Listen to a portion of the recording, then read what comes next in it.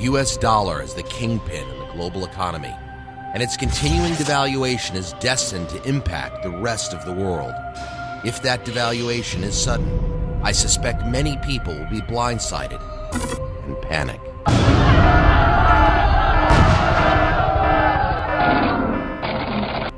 It could happen at any time with the right trigger. It could happen on any ordinary day on Wall Street, even a day like today. The Dow, NASDAQ, and S&P 500 are all up. Gold and silver are at all-time highs, and U.S. unemployment is officially at 11%. The U.S. dollar is in decline. The Federal Reserve prepares to do its quantitative easing trick at the Wednesday bond auction, pushing the dollar down even more. China announces they won't buy more U.S. notes until the U.S. stops devaluing its currency. The news hits the wire, and a nervous Wall Street shudders. Over the weekend, the president holds private meetings with the Federal Reserve and G20 leaders. On Sunday, the Asian markets open and go into instant meltdown in response to China's rejection of U.S. bonds. The Asian markets quickly drop 5%, then 6%, then 7%, then slip into free fall. Other currencies start to slip, and soon an avalanche of sell orders sends markets around the world spiraling down. A few hours later, Monday's opening bell at the New York Stock Exchange triggers mayhem. People dump stocks and sink everything into precious metals and commodities. In minutes, gold jumps 300 an ounce, then 400 an ounce. Silver quadruples. Everyone wants to sell, but no one has any liquidity except China and the Middle East. European countries raise interest rates by 3 or 4% to attract buyers, but there are few takers. Unprecedented competition for the remaining global liquidity forces volatile markets down even further. A half hour after the New York Stock Exchange opens, its computer circuits pop under a deluge of sell orders. Wall Street computers freeze, and trading is halted for the entire day. Tuesday morning still sees circuits jammed with sell orders, and the New York Stock Exchange is unable to open. With no buyers, the market is dead.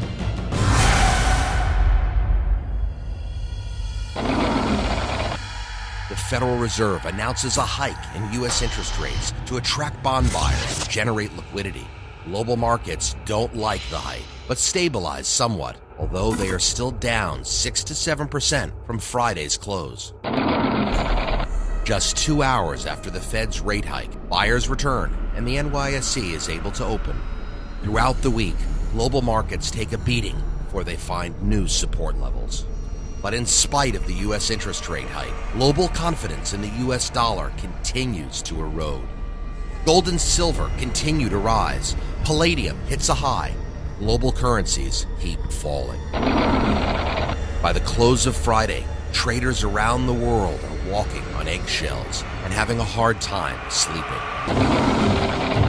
That weekend, the Fed meets again with the president, then announces a second interest rate hike.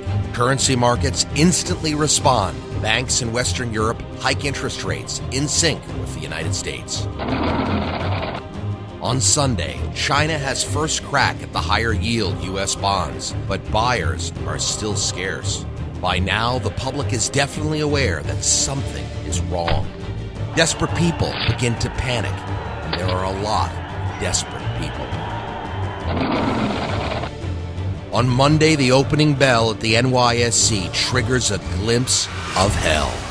Traders around the world become net sellers of equities, bonds, and Western currencies. Everyone wants out at the same time. Panic and confusion sweep the globe, and markets are in free fall again. This time, nothing stops them.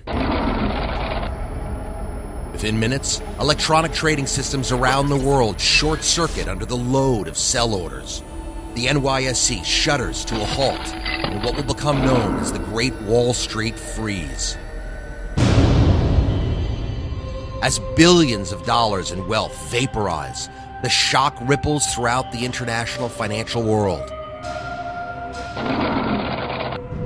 Stunned by the devastation, Some traders choose oblivion.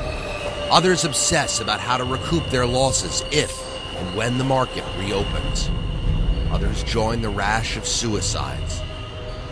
Others slip away quietly and are never heard from again. What can be done? World markets need a solution fast to get going again. The solution will look like nothing we've seen before.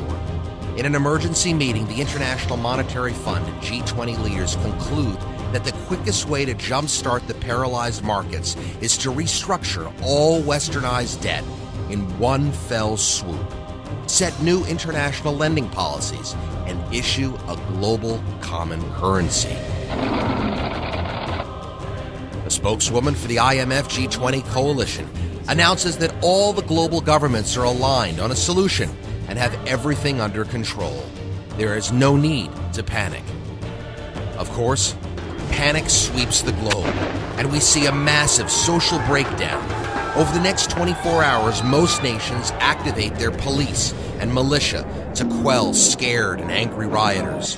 People empty their ATMs and food stores, loot gun shops, and run banks into the ground. The damage to life and property becomes staggering. Just 9 days after the Great Wall Street Freeze, militia and police around the world managed to quell the riots, and governments began to tally the damage. In the United States, thousands are killed and injured, and property damage is in the many billions. 14 days following the bond auction that triggered the crash of the US dollar, every major exchange has lost vast value, and some of the smaller exchanges are completely flattened. The financial world is in shock. But elsewhere, the fisherman still fishes, and the farmer still hoes his fields, and the baker still bakes his bread. After nearly 2 weeks of intense meetings, the IMF G20 coalition hammers out the solution. They announce the formation of a temporary global unification exchange system, or GES, to oversee a restructuring of the international economy. GES issues a new coin of the realm, engraved with a unifying motto: Unus Familius Plurus, Plurus Familius Unus. One serving many, many serving one. The world now shares a common currency.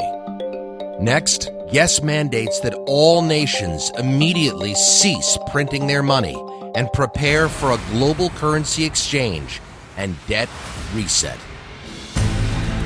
Just 14 days. You know, that's a fairly short time frame for these type of changes to work their way through the global economic system. And of course, this is all conjecture, but make no mistake, we've already seen significant changes in our international economy, and more changes are on the horizon. That's why I wrote The Day After the Dollar Crashes, a survival guide for the rise of the New World Order. And in my book, I offer strategies to help you survive and thrive in the midst of the dollar's decline, as well as short and long-term trends I see developing.